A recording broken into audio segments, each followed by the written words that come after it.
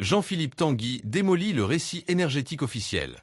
Le débat est clos. Le Rassemblement national a gagné la bataille idéologique sur l'énergie et une seule solution cohérente existe désormais pour protéger les Français et diviser leurs factures. National, la parole est à Monsieur Jean-Philippe Tanguy.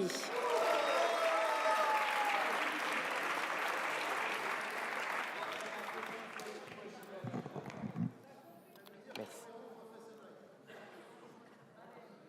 Il y a tant de choses que je pourrais vous dire. Madame la Présidente, Monsieur le Ministre, chers collègues, rarement une discussion parlementaire n'aura autant confirmé cet adage romain « Il n'est point de vainqueur sans l'aveu des vaincus ». Et la victoire idéologique de Marine Le Pen est à la hauteur des aveux de tous nos adversaires défaits, ici réunis, après avoir tant brillé par leur absence. Notre première victoire, votre premier aveu, c'est débusquer votre hypocrisie. L'hypocrisie des mouvements de gauche qui manipulent et abusent des justes inquiétudes de notre peuple sur les périls environnementaux. Où étiez-vous, collège de gauche et du centre, pour arrêter les fameux cavaliers de l'apocalypse du réchauffement climatique, de la pollution atmosphérique, du gaspillage des ressources et de notre dépendance aux importations? Nulle part et sûrement pas ici. Vous aimez beaucoup parler, collègues de gauche, et surtout vous entendre parler de la fin du monde.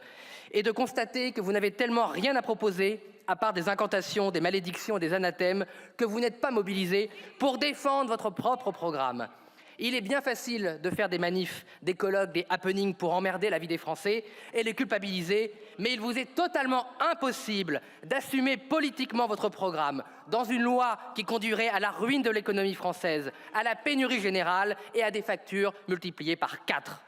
La gauche, aujourd'hui, va donc voter par idéologie contre le tarif régulé et populaire du gaz, contre le service public d'EDF et surtout contre la sortie des règles libérales de l'énergie européen. Il est vrai que les socialistes sont ceux qui ont créé ces règles libérales. Finalement, vous revenez à la niche. Notre deuxième victoire, c'est débusquer le mensonge. Le mensonge des socialistes et des macronistes qui ont tellement honte de voter le lancement de 14 nouveaux réacteurs après avoir voté ici même la fermeture de 14 réacteurs il y a 10 ans. Le « en même temps » aura décidément signifié dire tout et son contraire, faire tout et défaire n'importe quoi avec une seule constance. À la fin, les Français paieront. Vous avez déserté cet hémicycle, chers collègues macronistes, car vous savez que vous avez perdu la bataille idéologique et technique sur l'énergie. Vous ne défendez plus que des slogans creux et vains, prétendant en public que la France aurait encore besoin des éoliennes et des panneaux solaires, alors qu'en privé, vous ne savez plus comment notre système électrique pourrait les absorber et que vous redoutez un effondrement du système à l'espagnol. Contre les victoires du Rassemblement national, vous n'avez plus que des torrents de mensonges. Alors que nous demandons dans ce doigt le déploiement massif des vraies énergies renouvelables, comme l'hydroélectricité, la géothermie, l'aérothermie, le biogaz, la biomasse, les biocarburants et l'hydrogène vert, vous agitez tous les lobbies de France, les seuls électeurs qui vous restent, pour faire croire aux Français que nous serions contre le renouvelable. Vos mensonges sont grotesques et vous disqualifieront à terme. Et oui, ça m'arrive de lutter contre les mots. Votre propre loi, chers collègues, contient pourtant une hausse de 200 TWh des énergies renouvelables. Et vous allez donc voter contre votre propre loi au nom du non-développement de ces énergies renouvelables. Uniquement car vous refusez que l'on remplace les éoliennes et les panneaux solaires par d'autres formes d'énergie moins chères, plus efficaces et surtout capables de fournir des emplois à des industries françaises et non chinoises. Notre troisième victoire, c'est contre la lâcheté. Les LR, encore une fois, vont faire une grande contribution au débat français en s'abstenant. Les LR s'abstiendront. À force de dire tout, le contraire du tout, vous ne dites plus rien du tout. Sur l'énergie, le Rassemblement national, ici encore, a débusqué votre hypocrisie. Cette loi vient du Sénat.